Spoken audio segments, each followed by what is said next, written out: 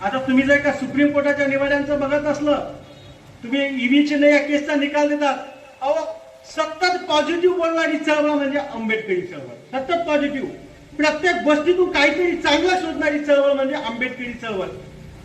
पण पहिल्यांदा सुप्रीम कोर्टानं दिलेल्या निकालामध्ये 6 न्यायाधीशांनी काय दिलं याच्यावर अजिबात न बोलणारी, पण बेला त्रिवेदीनं किती चांगलं बोलू म्हणून तिचं समर्थन करणारी चळवळ यावेळेस पहिल्यांदा बघतोय. म्हणजे हे चळवळ आपली प्रगत झाली की चळवळ निगेटिव्ह गोष्टींचं समर्थन करायला लागली, याचं सुद्धा भान आंबेडकरी चळवळीमध्ये काम करणाऱ्या कार्यकर्त्यांना आता राहिलेलं नाही. आता मी जे बोलले आणि प्रश्नचिन्हांनी उपस्थित निर्माण केलेच आहे, तिथं काय केलं की याच्यामुळं समाजामध्ये फूट पडते. तुमचं भाग्य आहे आणि याची मागणी फक्त एकटा समाज करतोय. साहेब तुम्हाला विनंती करून सांगतो, आपल्या सर्व तरुणांना सांगतो की या संदर्भामध्ये आपल्यासोबत बाबासाहेब आंबेडकर आहे. तुम्ही बाबासाहेब वाचा, या चळवळीचे मार्गदाते आणि या चळवळीला न्याय देणारी व्यक्ती जर कोणी असेल आणि आजची जर का आज आपण जी बाजू म्हणतो ती बाजू कुणाची असेल तर ती डॉक्टर बाबासाहेब आंबेडकर यांची आहे.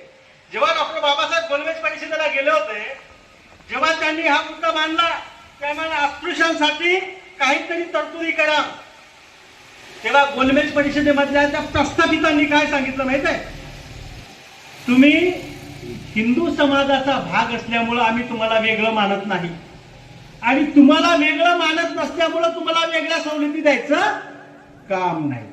हे कोण म्हणत होतं? प्रस्थापित समाजाचे नेते. ते आपल्याला मानत होते का? नाही.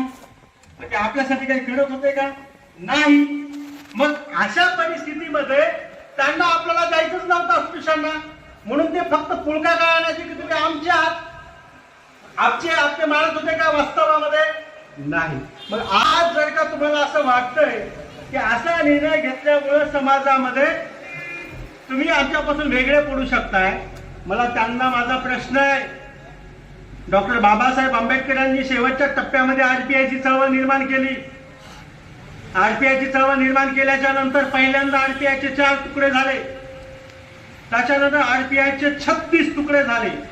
इतकं सगळे तुकडे झाल्याच्या नंतरही जेव्हा कुठल्या दलित समाजाबद्दलचा प्रश्न निर्माण होतो, निळा झेंडा दिसतो, तेव्हा सर्व 36 गटातले लोक एका क्षणामध्ये एकत्र जमू शकतात आणि 36 गट जर का एका क्षणात संपुष्टात येऊ शकतात, त्याच्यामध्ये बेकी राहत नाही, त्याच्यामुळे समाज तुटत नाही.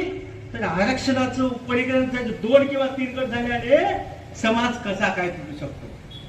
36 गटात विभाजन झाल्यावर का समाजाची एकी संपू शकत नाही, हे गटात विभाजन झाल्यावर का समाजाची एकी संपू शकत नाही, हे तुमच्या आरपीआयच्या चळवळीने सिद्ध केलंय. तर आरक्षणाच्या उपरीकरणाच्या 3 किंवा 2 गटांनी कसं काय एकी संपुष्टात आहे की नाही उत्तर? पुणे करार जर आपण बघितला, पुणे करार हा जातीय निवाडा होता आणि पुणे करारामध्ये डॉक्टर बाबासाहेब आंबेडकर यांनी स्वतंत्र मतदारसंघ किंवा राखीव जागा मागितल्या होत्या आणि आम्हाला तुमच्यासोबत लोक आमचं स्वतंत्र पाहिजे असे बोलले होते. मग तेव्हा काय बोलले ते की जर का असं तुम्ही बाजूला गेलात, स्वतंत्रपणे राहिलात, तर तुम्ही एकटे पडाल आणि त्याच्यामुळं तुम्हाला एकटं पडू द्यायचं नाही, म्हणून आम्हाला तुम्हाला स्वतंत्र जागा द्यायच्या नाही. हे कधी बोलले? पुणे करारामध्ये. म्हणजे आपल्याला त्यांना त्या प्रस्थापिताला काही द्यायचंच नव्हतं, पण कसं पाठीवर हात फिरायचे की तुम्ही एकटे पडू नये म्हणून आम्हाला तुमची काळजी वाटते आणि म्हणून आम्हाला द्यायचं नाही. मग आजचे विरोधक काय म्हणतात? मग आजचे विरोधक म्हणजे कोण आहेत?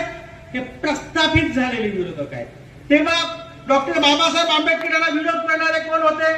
गांधीजी असतील किंवा इतर हिंदू व्यवस्थेचे सगळे संबंधित लोक असतील, त्या प्रस्थापित समाजाची भूमिका ते घेत होते आणि अस्पृश्यांची बाजू डॉक्टर बाबासाहेब आंबेडकर मानत होते. तुम्ही नशीबवान आहात की आज प्रस्थापित समाजाच्या भूमिकेमध्ये बोध समाज वावरतोय आणि डॉक्टर बाबासाहेब आंबेडकरांच्या भूमिकेत वावरण्याची संधी मातंगाच्या पोरांना भेटलेली आहे. आणि तुम्ही बघितला असेल इतिहास, डॉक्टर बाबासाहेब आंबेडकरांचा विजय झालेला आहे. याच्यावर तुम्हाला काय सिद्ध होतं? येणाऱ्या काळामध्ये डॉक्टर बाबासाहेब आंबेडकरांच्या भूमिकेमध्ये वागणाऱ्या मातंग समाजाच्या चळवळीचा अर्थातच आरक्षण उपरीकर चळवळीचा विजय होणार.